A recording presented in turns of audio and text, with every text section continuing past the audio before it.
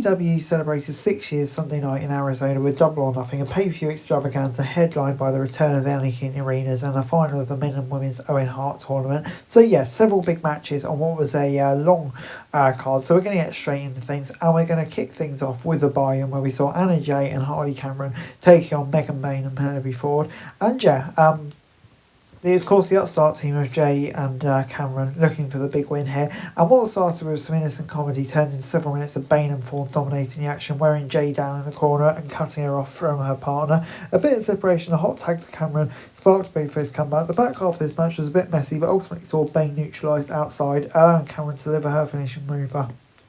Down to such the level one underdog for the win. If nothing else, it was a fun match that highlighted two legitimate teams, and there's an argument to be made that the wrong team went over when Bayne should be the focus, but she was well protected.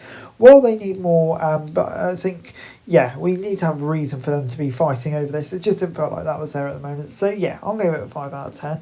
And then we got another match on the buy-in, and it was Roppongi Vice and crew taking on the RH World Champion Bandido, R.A. Fox, and Lost Titans de Alera.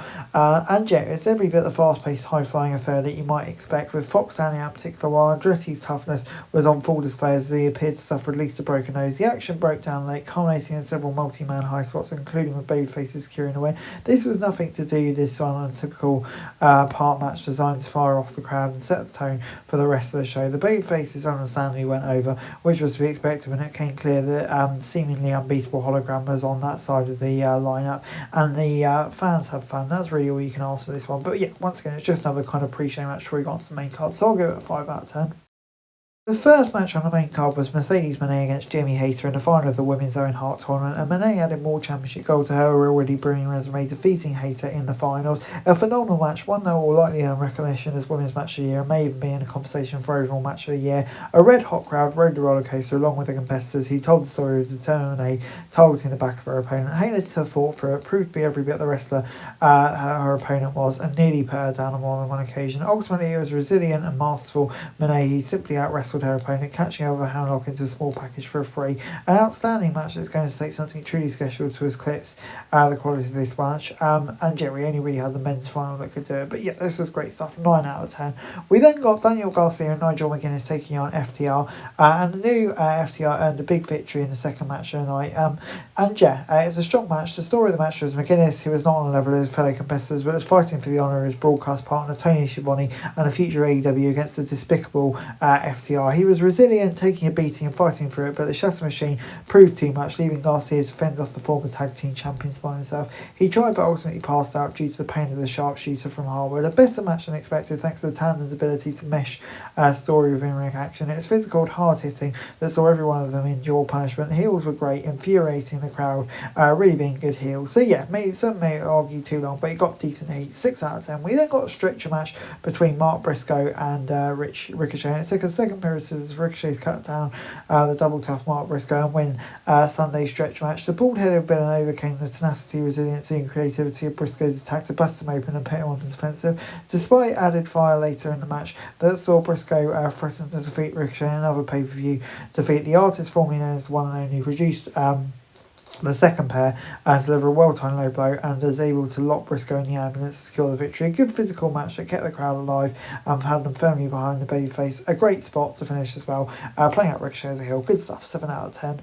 We then got the Hurt Syndicate taking on Sammy Guevara and Dustin Rhodes for the World Tag Team Champions. So it was Lashley and Benjamin that got the win. And yeah, the heels benefited from interference from their newest member MJF, who raked the eye of Rhodes and set him up to be speared through the guardrail, thus eliminating him from the equation, allowing Benjamin to wipe out Spanish Gold for a super kick for the win. The match started strong but got messy and limped to a finish as the two teams did not have the chemistry that one would have hoped for. The champions continue to work these longer pay-per-view matches when they really benefit from being able to tear through a team. As it's been the case, though, they've yet to have a really great match, and I just don't think that was really here either. So unfortunately, I'm going to give it a 5 out of 10. We then got the Continental title with Speedball Mike Bailey taking on Okada, and Okada faces toughest test here, but probably just narrowly retained the title. The Rainmaker found himself on the defensive, unable to answer the challenge's kick-based offense. He absorbed everything thrown at him, his chest painted with welts from his opponents. He answered much of what came his way, punishing Bailey with his trademark lariat clothesline. He also evaded a shooting star press, getting his shins up and driving him into his ribs. Late in the match, Bailey took too long setting up a finish, and it paid with Okada caught him mid-flight with a dropkick and then finished him with a rainmaker to retain. It's a match that took a bit of time to get going, maybe too long for some people's taste, but it was excellent down the stretch and continued New Japan's export's longest AEW title reign of all time. So yeah, this is great stuff. 7 out of 10.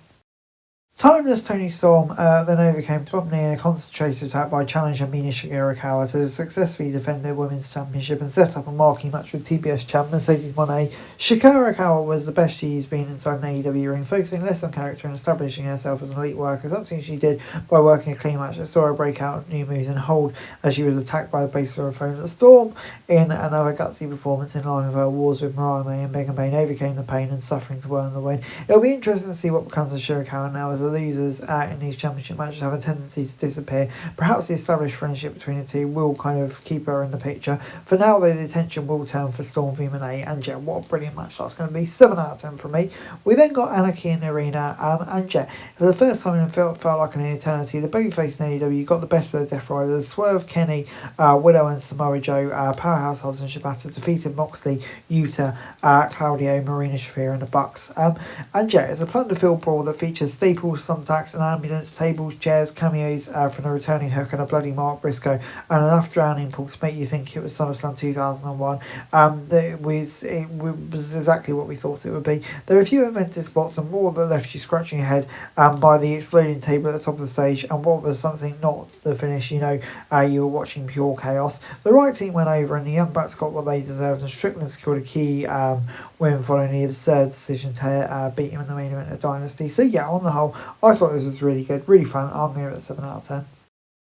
The Don Callis family continued to roll Sunday thanks to the performances of the Proto-Star, Josh Alexander and Takeshita. The trio blasted TNT champ Adam Cole, Kyle O'Reilly and Roderick Strong in a trios match that featured perfectly acceptable wrestling that had the unenviable task of following a chaos of anarchy in the arena. The crowd got into it late, just in time for Takeshita to break up a guillotine by O'Reilly, and Fletcher finished him off with a teardrop brainbuster. This was fine in the post-match, which saw Brody King, Tomohiro Ishii and Tanahashi hit the ring to fend off the Don Callis family. It appeared to be hinting at a larger feud, but it was way tougher to get in than it was we saw earlier. On a side note though, it just feels like Cole being a bit of an afterthought was a shame. He was an essential part of the company once, but now it doesn't really feel like it. So yeah, I'm going to give it a 5 out of 10.